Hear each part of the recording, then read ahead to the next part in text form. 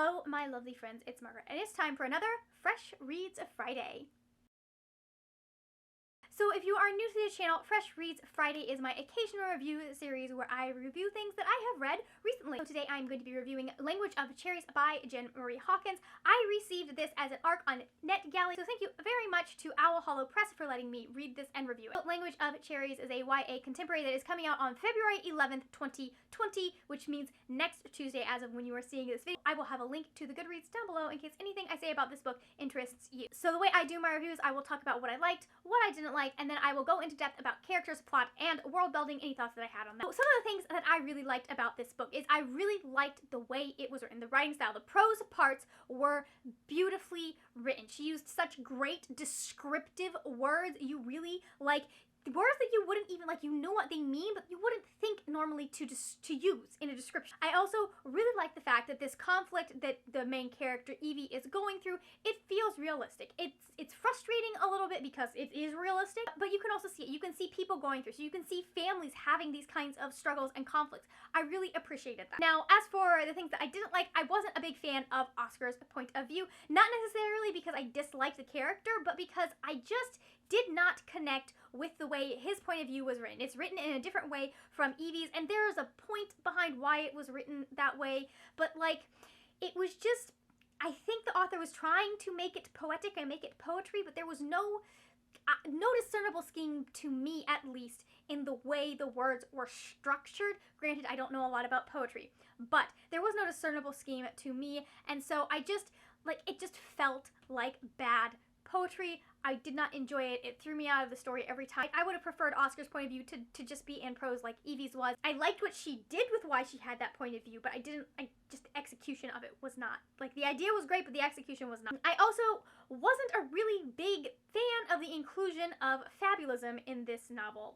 There was a slight magical element to this, and I thought it could have been done better. I will get into that when I get into world building a little bit more. Talking about the characters really were, I felt, were realistic. Evie felt like a real girl. I was frustrated and angry for her, but I also liked the fact that while I'm frustrated and angry for Evie because of what she's going through and what her dad is doing, I also saw her dad's point of view. Even though we're not in his head, I still could see the thought process behind what he was doing and why he was making the decisions that he was making and putting Evie, why he had dragged Evie all the way out to Iceland and was doing all this, why he put his mom in a nursing home, all of that. There's so much that you can tell Evie just doesn't understand, but at the same time, you really you grasp the fact that she doesn't understand it, and part of that is her dad's fault. So, they're both kind of having an issue with communication, and he's not being as communicative as he could be, and she is not feeling like she can question him on things, and so I really appreciated that. I liked that Oscar also felt very real. I appreciated that his insecurity when he meets Evie is not,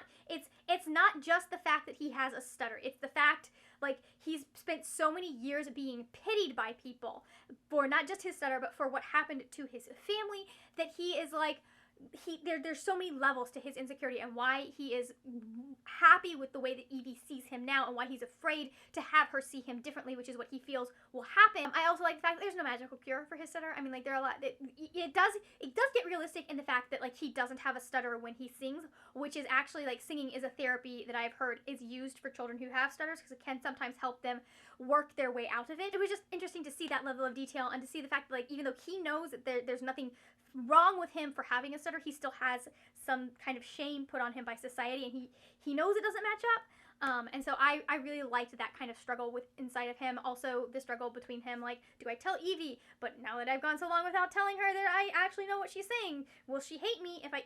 There were just so many levels to his insecurity and his problem. Bad poetry aside, I really did like the fact that we explore both Evie and Oscar, and I thought it was done really well. Even though I had issues with Oscar's point of view, I did still feel like I got to know him. It was a little bit harder for me to read those parts. It wasn't as enjoyable to read those parts, but I still got to know him, and I felt like I had that connection with him as a character. The cast is a very small cast. It's Oscar, Evie, and their guardians.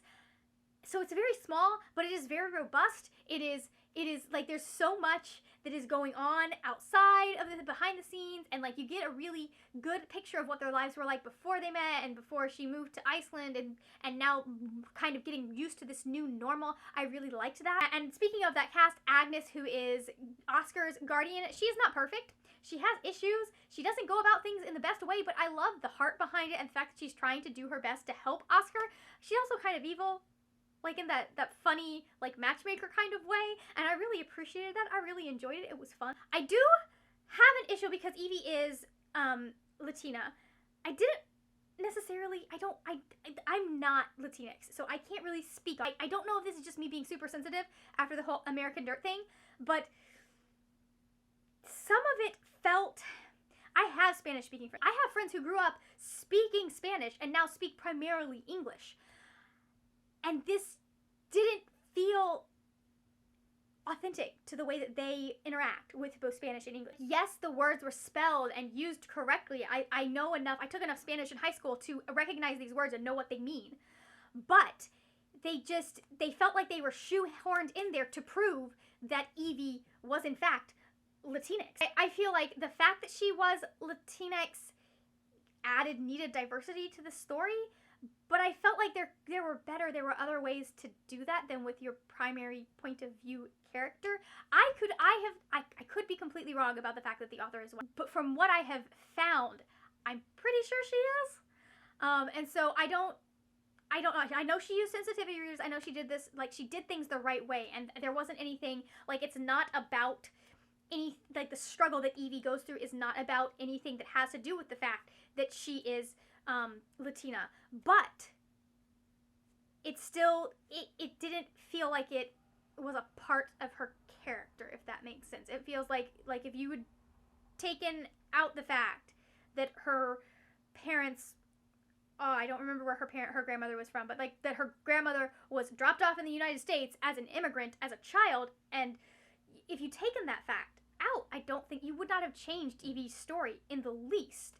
So I felt like it could have been done better, but I don't think it was the worst thing I've ever read. Moving on to the plot, I felt like the plot did a really good job of balancing a backstory, what's happened to Evie before and what's happened to Oscar before, with what's going on in the main story. I really liked how, like, there was a little bit of a balance there. There were some slow moments, but there weren't a lot of slow moments where I was just kind of like, not really interested. The first bit took me a bit to get invested, but once I got invested in the romance, I was along for the ride, and it's a contemporary romance, so that's kind of what you need to be invested. The romance developed at an okay pace. There wasn't anything like that stood out to me as great, but there wasn't anything that like put me off of the romance. So it was cute, it was fun, I enjoyed it. Not gonna be my favorite romance of all time, but it wasn't like, it was there and it served its purpose. The one thing in the plot that I felt just irked me is that there's a conflict with her and her mother, and a lot of history and backstory there, and I felt like it was rushed. It was just like kind of shoved in at the end of the book, and I felt like we just needed more with that,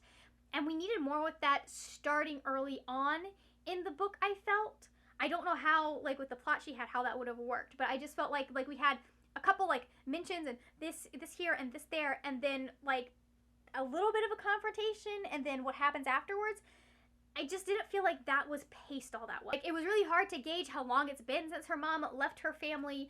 It was like, sometimes it felt like it had been just recently, and sometimes it felt like it had been years since her mom left. I would have liked a little more clarity there. It might have been mentioned in the novel. I don't remember it being mentioned, like an actual timeline. And then for the world building, there's really not much to say except for the fact that there's a magical element to this, so it's fabulism. I know people will say that it is magical realism, but there are certain criteria that need to be met in what's going on with the plot that are not being met. So anyways, I just didn't feel like the magical element added anything to the plot. I felt like we could have had a stronger plot if you had completely taken the magical element out. The more it was explained, the more you learned about why this magic was happening, the more annoying it got, the more weird it got. It just didn't seem like it fit in this very grounded, very real story. I've seen fabulism done really well. I've seen like a little magical hint done really well, and I just felt like it was both too much and not enough at the same time. Like, it wasn't enough to be a full-on fantasy, but it was too much to be just contemporary. I just felt like it didn't need to be there.